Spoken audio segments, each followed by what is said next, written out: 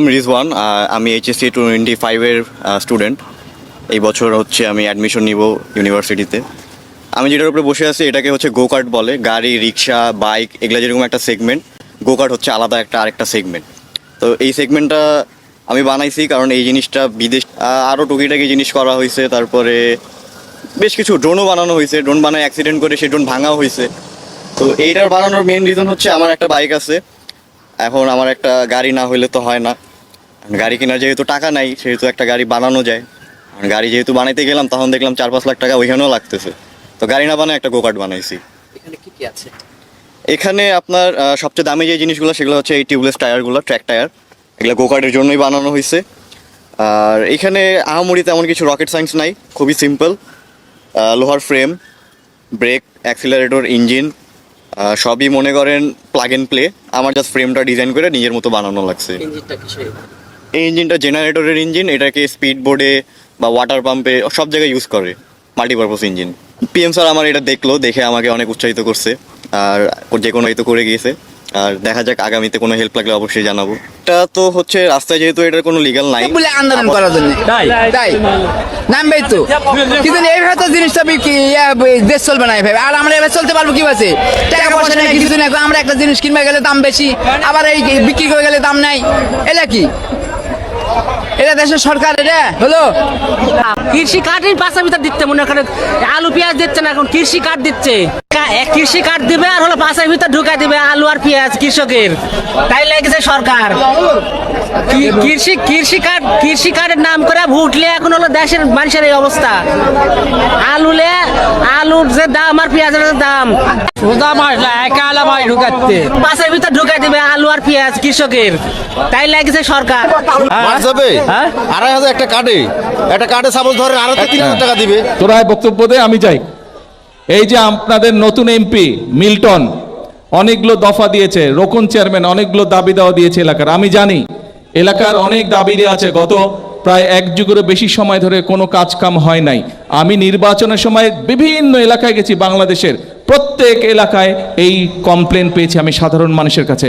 রাস্তাঘাট হয় নাই, স্কুল কলেজ হয় নাই, ব্রিজ কালভার্ট হয় নাই, স্কুল ভাঙ্গা পড়া, হাসপাতালে ডাক্তার নাই, ওষুধ নাই। এই সমস্যাগুলো যেখানেই গেছি নির্বাচনের সময় মানুষজন এই কমপ্লেনগুলো, এই অভিযোগগুলো দিয়েছে।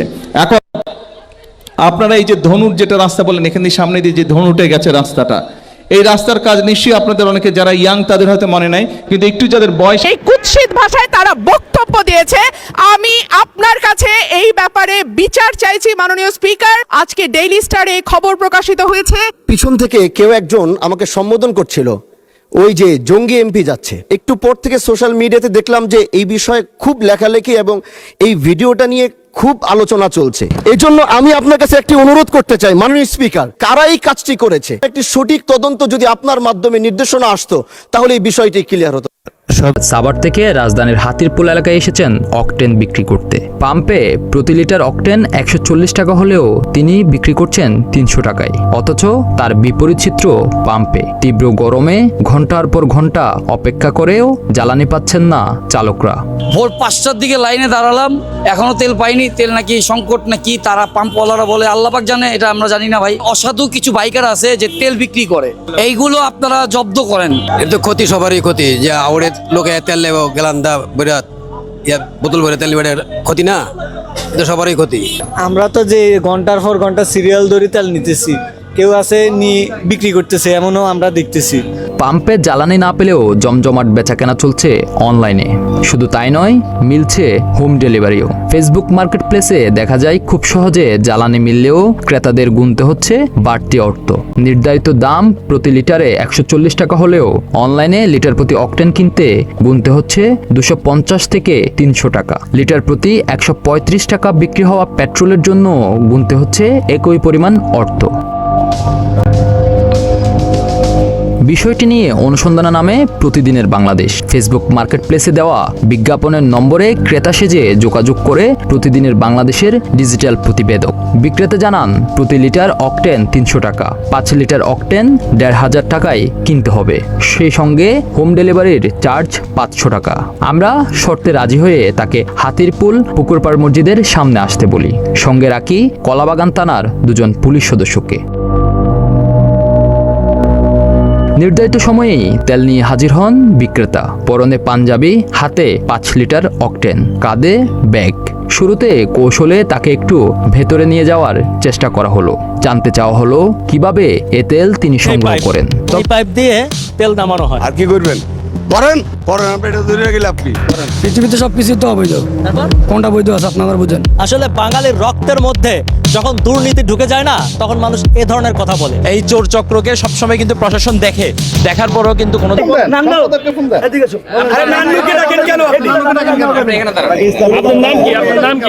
STA-FF স্টাফ, তারপর REPR TER। কোথায় থেকে আসছেন? আমি দাম মডেল প্রেস ক্লাবে। মডেল প্রেস ক্লাবে কি আপনি? আমি ওখানে এটা প্রতিনিধি। হ্যাঁ, প্রেস ক্লাবের প্রতিনিধি। আমাকে কেন করছেন? আপনারা করতেছেন প্রেস ক্লাবের প্রতিনিধি। আমি বলি শুনেন, আপনার সম্পাদককে ফোন দেন। আমার সম্পাদক, হ্যাঁ, 21 নিউজের ডিস্ট্রিবিউটর এনামুল চিনেনি তো। আমার চেনা দিয়ে তো ভাই প্রশ্ন আছে, আপনি এনামুলকে ফোন দেন। আপনি 21 নিউজ এটার অনুমোদন আছে কিনা সেটা দেখান। আপনার বাড়ি কোথায়? আমার বাড়ি পাথরতে বলবি। রেকর্ড রুমে কি করতেছেন? না না ভাই, রেকর্ড রুমে যদি নেই, ওই যে আমরা আপনি রেকর্ড রুমে ঢুকছেন, আপনি কোন রুমে ঢুকছেন? কথা বলো। এক্সকিউজ মি, এর নাম ভাই, ভাই কি কারা কাদের নিয়ে আসছেন? এক্সকিউজ মি, কাদের নিয়ে আসছেন? কারা আমি চাই করে সেটা সাংবাদিক কিছু ইসলাম রিপোর্টে পরিচয় জানা বানান করতে বলে। ভাই প্লিজ ভাই এই আপনি বাই বাই করেন কেন? আপনি সাংবাদিকতা করেন, আপনি সাংবাদিক স্টাফ রিপোর্টার বানান করতে পারেন না, আবার বাই বাই করেন কেন? এই যে আবার বলেন ভুল কথা। আপনার সম্পাদককে আবার ভুল কথা কি? আপনাকে বলা হইলো আপনি সম্পাদককে ফোন দিতে, আপনি ফোন করছেন না কেন? ফোন দেন। না না, আপনি আপনি কাজ করেন কোনটা? কত জায়গায় ঘুমিয়ে বসে হাজিপাড়া সিএনজি ফিলিং স্টেশনে গত বুধবার ওই পাম্পে তেল নিতে আসা গ্রাহকরা তেল না পেয়ে ভাঙচুর করে এবং মালিককে মারধর করে। এসএটিভির সেই নিউজ প্রকাশের পর নিরাপত্তার জন্য আইন শৃঙ্খলা বাহিনী মোতায়েন করা হয় উক্ত পাম্পে। আজ শুক্রবার বিকেলে ফলো আপ নিউজ প্রকাশের জন্য সেখানে উপস্থিত ছিলেন এসএটিভির রিপোর্টার। তার অনুসন্ধানী চোখে ধরা পড়ে একজন ব্যক্তি লাইন ভঙ্গ করে ক্ষমতার দাপট দেখিয়ে তেল নেওয়ার চেষ্টা করছেন। সে সময় এসএটিভির রিপোর্টার তার এসএটিভি আমার আপন খালাতো ভাই, আমি ময়মনসিংহে আপনার জন্য ইয়ে করলে আল ইমরানের হচ্ছে আমি খালাতো ভাই, আপনি ফোন দেন। আমার কাজ আসবে, আমি এখান থেকে ঢুকবো ভিতরে, চ্যালেঞ্জ করলাম আপনার সাথে। হ্যাঁ বলছি, আমি এখানে দাঁড়ায় থাকতে সমস্যাটা কোথায়? আমার লোকজনের সমস্যা হচ্ছে ভাই।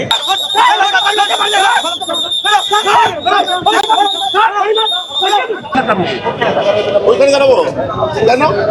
কেন মানে ভাই, আপনি আপনি একা দাঁড়াচ্ছেন, আপনার দর্শন দাঁড়াচ্ছে, ভিড় হয়ে যাচ্ছে। এই যে এই লোকগুলো কি চাইলে এখানে এসে দাঁড়াতে পারতো না? অবশ্যই পারতো। ওনারা তো ওখানে দাঁড়াচ্ছে, তাহলে আপনি মেনটেন করতে হবে। ডেফিনেটলি মেইনটেইন করব। আপনি মেইনটেইন ফার্স্টে আপনারা তো আপনারাই তো মেইনটেইন করেন নাই। আপনি আমি সুমন ভাই যখন ঢুকে গেল, তার কার্ডটা আমার কাছে বললাম তো গেটের সামনে আছে, আমাকে গেটে দূর হয়ে গেল আপনাকে।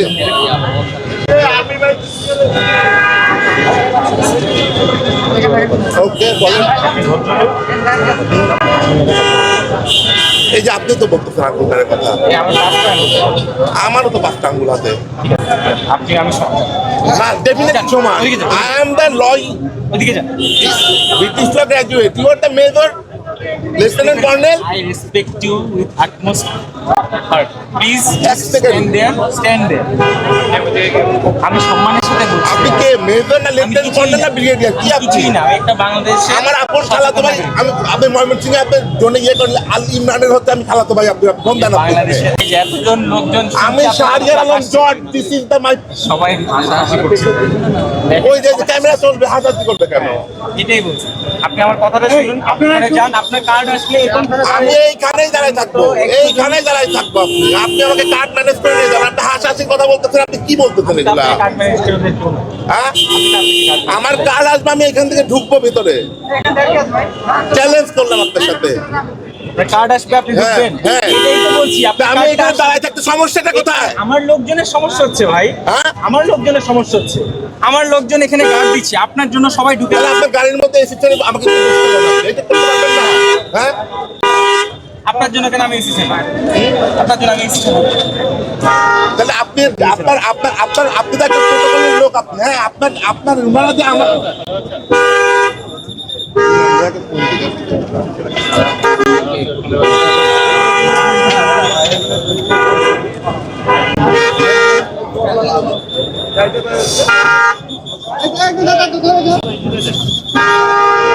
এইখানে দাঁড়াই থাকবো আমি, আমার কার্ড আসবে আমি তারপরে যাবো।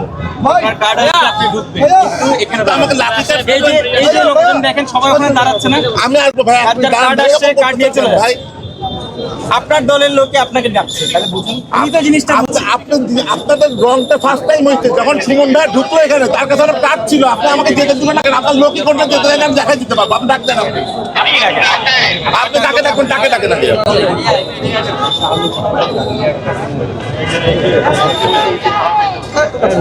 আপনার আপনার গাড়িতে তুলে দেন, আমি এসে হাওয়া খাই এখানে ডাকেন থাকেন। না না দাঁড়া দাঁড়া হ্যাঁ আপনি দাঁড়ান, আপনারা একটু দূরে যান, একটু দূরে যান, একটু দূরে যান, দূরে যান, দূরে যান, দূরে যান ভাই, আপনারা একটু দূরে যান না ভাই।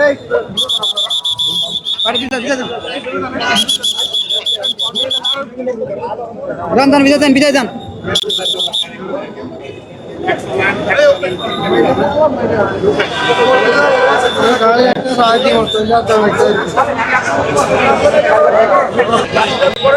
আপনার কার্ড নিয়ে আসেন, আপনার দলের লোক আপনাকে ডাকছে।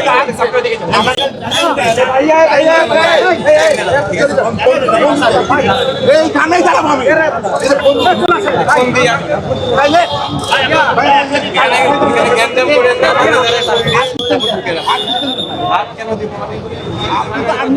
আমি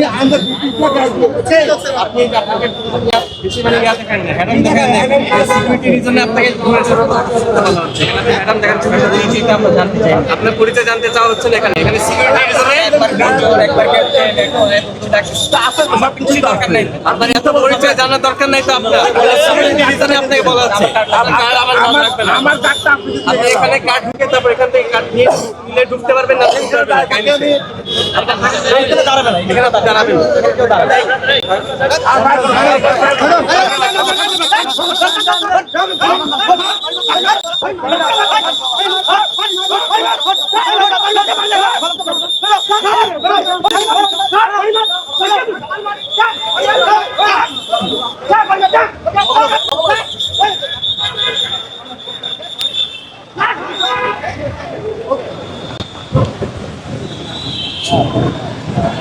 No.